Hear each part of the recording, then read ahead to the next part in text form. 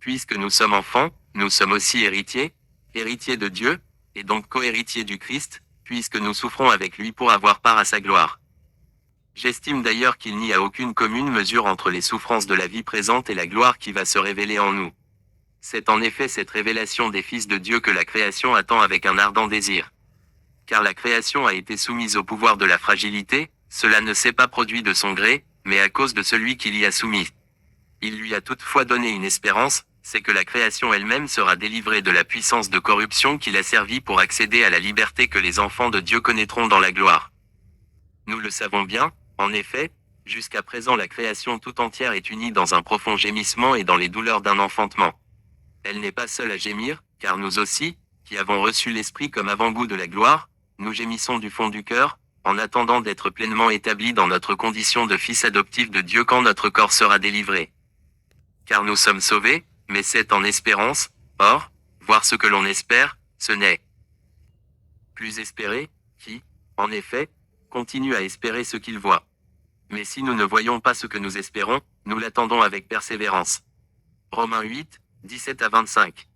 Dans le chapitre précédent, nous avons parlé du fait que Dieu a adopté tout homme, toute femme qui croit en lui, afin qu'ils deviennent ses enfants. Cette merveilleuse vérité peut atténuer la souffrance qui nous étreint lorsque nous sommes éprouvés et plongés dans la plus cruelle des épreuves. Elle peut fortifier notre espérance. 1. Paul personnifie la nature. Dans le texte que nous venons de lire, Paul parle non seulement de la souffrance de l'homme, mais aussi de celle de toute la création. En effet, la Bible déclare que la création entière gémit à cause de la souffrance qui pèse sur le monde. Or, cette création attend patiemment la délivrance que Dieu accordera un jour aux hommes lorsque Jésus reviendra sur la terre. Il peut paraître surprenant de parler de la nature comme si elle élaborait des pensées, comme si elle souffrait et avait ses propres émotions. Toutefois, décrire la création comme si elle était une personne est un procédé couramment utilisé dans la Bible. Nous ne devons pas en conclure que la nature est un être humain doté de sentiments. Ce langage imagé employé ici permet simplement de faire passer des vérités importantes. 2. Le message de Paul.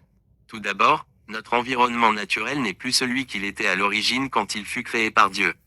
En ce temps-là, lorsque Dieu acheva son travail de création, il trouva tout très bon. Aujourd'hui, nous découvrons encore bien des merveilles dans la nature, mais malheureusement aussi beaucoup d'éléments mauvais. Le monde naturel est déréglé, il n'est plus ce qu'il aurait dû être. En bref, la nature souffre et à son tour, elle fait souffrir, parce qu'elle a été rendue fragile, imprévisible et dangereuse. 1. La malédiction de Dieu sur la nature. Paul évoque les malédictions ou jugements que Dieu prononça lors de la désobéissance d'Adam et d'Ève. Ce couple vivait dans le paradis, dans un environnement idéal et idyllique. Toutefois, Dieu livra ce couple, et donc l'humanité entière, aux conséquences de leur désobéissance. Or, l'une de ces conséquences, est que l'homme est entré dans un combat contre une nature devenue déréglée. Il est vrai, la nature travaille pour répondre aux besoins de l'homme, mais elle peut aussi se retourner contre lui. La nature apporte ses richesses au service de l'homme, mais elle peut aussi s'en prendre à sa santé, à ses biens et à sa vie. B. L'homme détruit la nature. L'homme peut souffrir à cause d'une nature imprévisible, toutefois, par sa façon d'agir, il contribue à abîmer et polluer cette nature qui se retourne encore plus contre lui. Un cercle vicieux, un engrenage destructeur s'est établi entre l'homme et la nature, causant un conflit, engendrant peine et douleur, amenant inquiétude et confusion. Nombreux sont les exemples prouvant la manière dont les hommes contribuent à ce cercle vicieux de souffrance. Pensons à l'industrialisation. Il est important d'inventer et de fabriquer des appareils qui contribuent à notre confort et à notre bien-être. Toutefois, les usines sont souvent polluantes et la détérioration de la qualité de l'air et des eaux génère de nombreux problèmes de santé. De plus, l'homme, à force de brûler les hydrocarbures nécessaires pour maintenir son niveau de vie confortable, participe, selon l'explication donnée par la plupart des scientifiques, au réchauffement climatique. Ce phénomène est en train de changer nos climats et d'augmenter les phénomènes météorologiques, extrêmes et dangereux. Ainsi, si du fait de ce réchauffement, il pleut moins dans certaines régions, on verra alors se développer plus de sécheresse et en conséquence davantage de populations seront victimes de famine. Si, dans d'autres régions, plus de tempêtes font rage, alors les vents et les inondations causeront plus de dégâts et augmenteront le nombre des sinistrés et des morts. Les activités de l'homme contribuent au dérèglement de la nature, qui, à son tour, se retourne contre lui, causant perte de vie et de biens. L'humanité gémit à cause de cette nature difficile à dompter.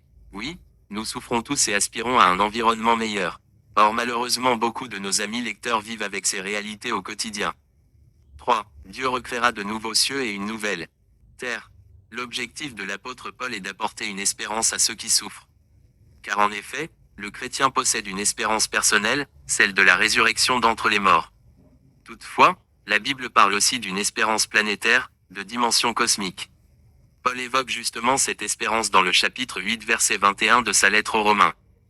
En effet, Paul déclare, la création elle-même sera délivrée de la puissance de la corruption. Puis, il ajoute que la création connaîtra la même gloire que les enfants de Dieu. Nous parlons souvent de la résurrection pour la vie éternelle, mais alors la question se pose, où vivrons-nous? La Bible enseigne qu'il y aura une nouvelle terre et un nouveau ciel. Elle laisse supposer que notre environnement naturel ne disparaîtra pas entièrement mais qu'il sera recréé, afin d'être adapté à l'éternité. Paul l'explique, la terre sera délivrée de la corruption. Autrement dit, tout ce qui en est les mauvais, en sera retranché, ôté à jamais. Alors en ce jour, elle ne sera plus assujettie ni à la détérioration, ni à la mort. Les enfants de Dieu ressuscités vivront en parfaite harmonie avec cette nouvelle création, ce nouvel environnement qui ne sera plus jamais source de lutte ou de souffrance. 4. La gloire de Dieu remplira la nouvelle création. Dans le langage chrétien, le ciel désigne le lieu où Dieu demeure avec ses anges. Les hommes habitent sur la terre, or dans cet âge présent nous ne pouvons ni voir Dieu face à face, ni l'entendre s'exprimer car il existe comme une séparation entre les lieux spirituels, le ciel, et ce qui est matériel, la terre. Toutefois à travers le chapitre 8 de sa lettre adressée aux Romains, Paul affirme que dans la vie éternelle, la nouvelle terre sera réunie aux nouveaux cieux. Autrement dit, il n'existera plus jamais de séparation entre la terre et les cieux. Dès lors la gloire de Dieu remplira la nouvelle terre. Les hommes verront le Seigneur face à face et ils vivront en communion parfaite avec lui. Ils habiteront sur une terre transformée et purifiée. Nous ignorons, évidemment, en quoi consistera exactement cette nouvelle existence où la terre et les cieux seront recréés et réunis. Le concept de la vie éternelle dépasse notre entendement, et la Bible ne nous donne que quelques petits aperçus très imagés. Voici en guise d'exemple un extrait de récit tiré de l'Apocalypse. Ils ne connaîtront plus ni la faim, ni la soif, ils ne souffriront plus des ardeurs du soleil, ni d'aucune chaleur brûlante. Car l'agneau qui est au milieu du trône prendra soin d'eux comme un berger, il les conduira vers les sources d'eau vive, et Dieu lui-même essuiera toute larme de leurs yeux. Apocalypse 7, 16 à 17. Puis je vis un ciel nouveau et une terre nouvelle, car le premier ciel et la première terre avaient disparu, et la mer n'existait plus. Je vis la ville sainte, la nouvelle Jérusalem, descendre du ciel, d'auprès de Dieu, belle comme une mariée qui s'est parée pour son époux. Et j'entendis une forte voix, venant du trône, qui disait: Voici la tente de Dieu avec les hommes. Il habitera avec eux, ils seront ses peuples et lui, Dieu avec eux, sera leur Dieu. Il essuiera toute larme de leurs yeux. La mort ne sera plus et il n'y aura plus ni deuil, ni plainte, ni souffrance. Car ce qui était autrefois a définitivement disparu. Alors celui qui siège sur le trône déclara: Voici, je renouvelle toutes choses. Apocalypse 21, 1 à 5. Je ne vis aucun temple dans la ville, son temple, c'est le Seigneur, le Dieu Tout-Puissant, ainsi que l'agneau. La ville n'a besoin ni du soleil, ni de la lune pour l'éclairer, car la gloire de Dieu l'illumine et l'agneau lui tient lieu de lampe. Apocalypse 21, 22 et 23. Ces versets très poétiques décrivent une vision reçue par l'apôtre Jean. Ils confirment l'enseignement de Paul en Romains chapitre 8. Une nouvelle terre et des nouveaux cieux seront créés. Et tous deux seront unis l'un à l'autre. Ils reflèteront de façon parfaite la gloire de Dieu et les hommes verront le Seigneur face à face. Pour toujours, ils pourront vivre en communion avec lui. C'est alors que tout ce qui, dans cet âge présent, nous attriste, nous tourmente ou nous fait pleurer, disparaîtra. La souffrance ne se trouvera plus. La mort n'existera plus. C'est merveilleux. Quelle belle espérance. 5. Recherchons la présence de Dieu. Mais comment vivre en attendant le retour de Jésus-Christ et la réalisation de ces choses? Paul déclare: Si nous ne voyons pas ce que nous espérons, nous l'attendons avec persévérance. Romains 8, 25. Nourrissons-nous de cette espérance, en ayant soif de nous approcher de Dieu. En cherchant à mieux comprendre son enseignement à travers la Bible. En méditant régulièrement sa parole qui est la vie. Fortifiés ainsi, réconfortés par cette espérance, nous serons plus en mesure de persévérer à travers la plus dure des épreuves. Paul nous exhorte à attendre notre espérance. Avec persévérance, il n'encourage pas là une attente passive ou résignée. Non, il nous appelle à marcher contre vent et marée. Il nous appelle à persévérer dans l'évangélisation, même quand l'opposition fait rage, que l'indifférence est affichée. Car notre espérance nous fortifie. Nous devenons capables d'aimer notre prochain et même notre ennemi et à œuvrer pour la paix et la justice, convaincus que Dieu tient en réserve pour nous un avenir éternel meilleur. Dieu fait concourir toutes choses au bien de ceux qui l'aiment.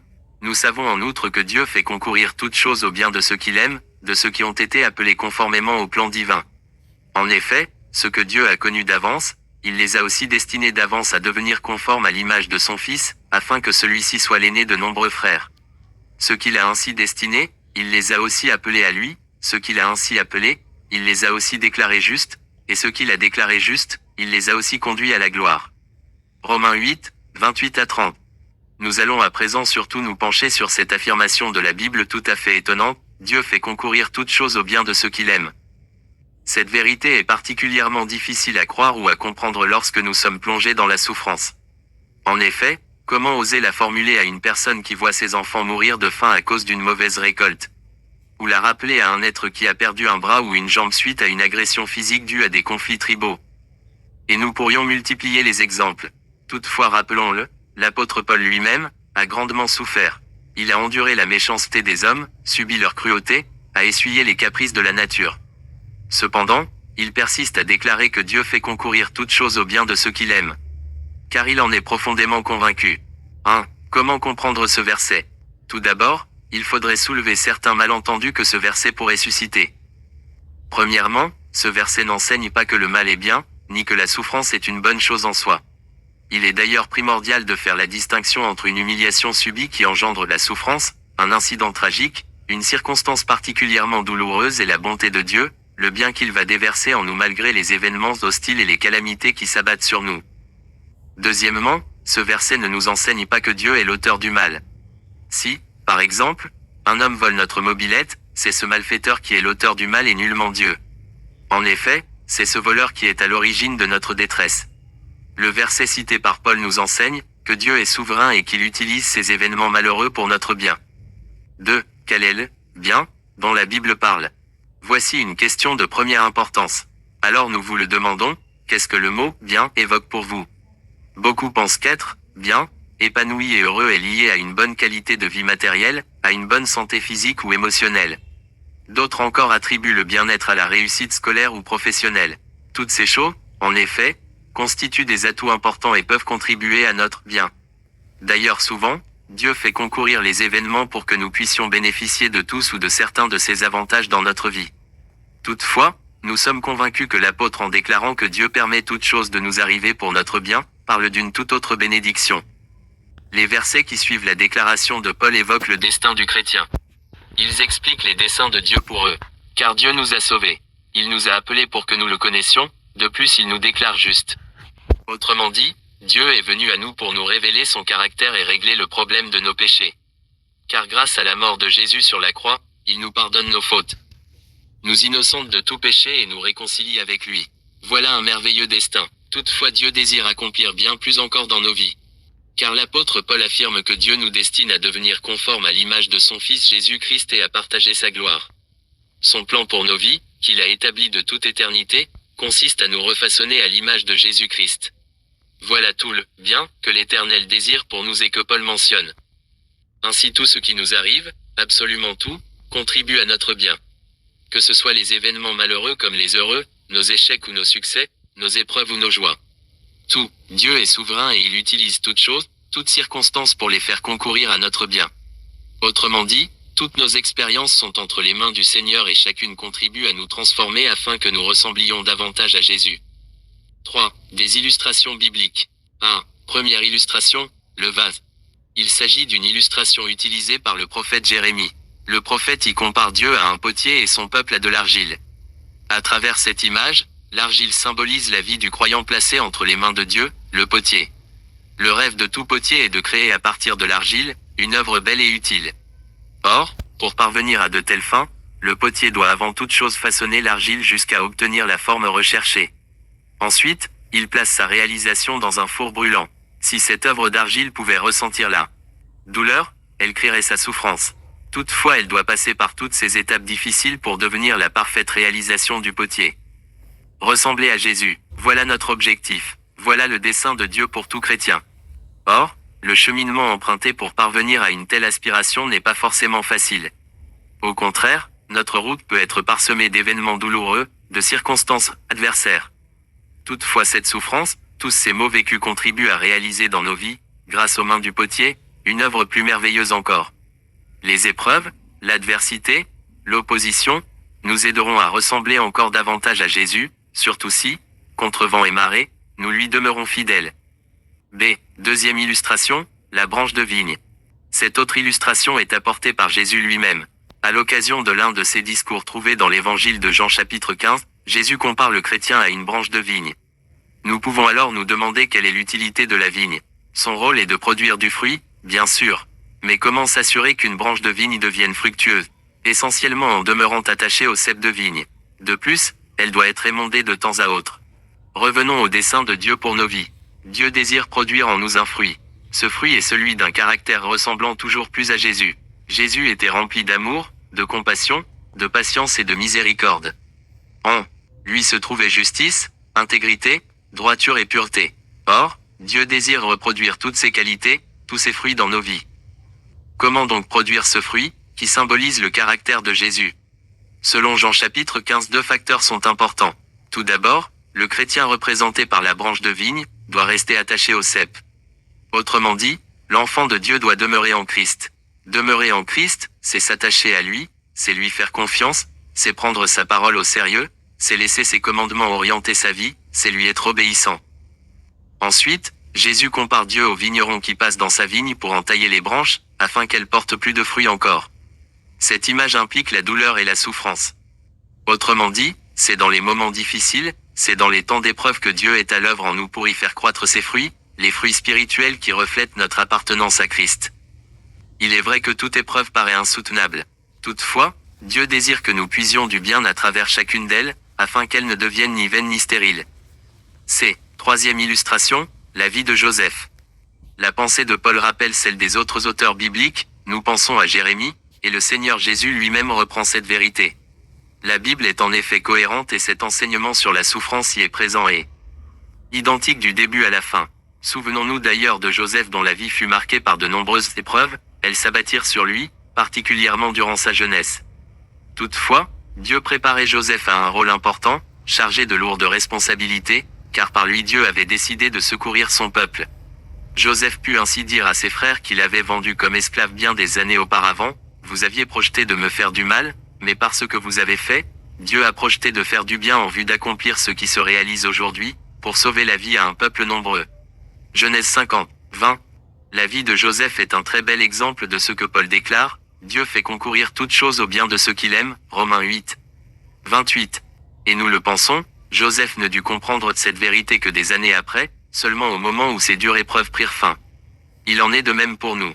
Souvent c'est après une épreuve, parfois même plusieurs années après, que nous commençons à comprendre pourquoi Dieu l'a permis. Nous réalisons alors quelle est la nature du fruit qu'il désire produire en nous, tout le bien que nous pouvons en tirer. Lorsque nous sommes plongés dans la souffrance, il est difficile de comprendre en quoi notre détresse pourra porter un fruit à la gloire de Dieu ou quel bien il en résultera. Toutefois envers et contre tout, nous devons nous accrocher à cette espérance, Dieu fait concourir toutes choses au bien de ceux qu'il aime. Cette vérité doit nourrir nos pensées et changer notre regard sur les épreuves. Elle nous permet de mieux persévérer sur un chemin parsemé d'épines. 4. Ceux qui aiment Dieu. Paul précise que le fait que « toute chose œuvre pour notre bien » s'applique uniquement à « ceux qui aiment Dieu ». Rappelons-le, à travers ce chapitre 8 de sa lettre aux Romains, Paul écrit beaucoup au sujet de l'adoption, car Dieu adopte toute personne pour qu'elle devienne son enfant, à condition qu'elle place sa foi en Jésus. Cet enseignement au sujet d'un Dieu qui fait concourir toutes choses au bien de ceux qu'il aime, apparaît dans le contexte de l'adoption. Par l'adoption, une relation d'amour se tisse entre le chrétien et Dieu le Père. Ceux et celles qui n'ont pas foi en Jésus, ne peuvent vivre une telle relation. Ils ne connaissent pas l'amour du Père souverain qui désire en toutes choses le bien de son enfant. 5. La gloire à venir. Nous avons beaucoup parlé d'un Dieu qui fait concourir toutes choses au bien de ceux qu'il aime. Mais avant de terminer ce chapitre, nous voudrions attirer votre attention sur ce verset, Dieu, les a aussi conduits à la gloire. Romains 8, 30b. Il s'agit de la gloire de la vie éternelle, la gloire de la résurrection, la gloire de la nouvelle création. Il est étonnant que Paul parle de cette gloire comme si elle est déjà réalisée car il dépeint un événement futur comme s'il était dans le passé. Cette façon de s'exprimer apparaît de temps à autre dans la Bible. Elle permet aux auteurs bibliques d'exprimer une certitude. Il est vrai que nul ne peut changer le passé, or en parlant ainsi de l'avenir, c'est prouver qu'il est déjà établi, c'est assurer qu'il est irrévocable. Dieu conduira ses enfants à la gloire, sans aucun doute. Il l'a promis et ses projets se réaliseront. Combien cela est réconfortant. Lorsque les épreuves s'abattent sur nous, nous pouvons nous imaginer que jamais nous ne réussirons à saisir cette gloire promise. Fort heureusement, cette délivrance ne dépend pas de nous, elle repose sur Dieu. Or tout ce qu'il promet s'accomplira. Notre chemin pour y parvenir peut être rude et ardu, parsemé de pièges et d'embuscades. Mais notre Père Céleste nous conduira, et au terme de ce voyage, il nous fera entrer dans sa gloire. Cet Dieu aime le chrétien.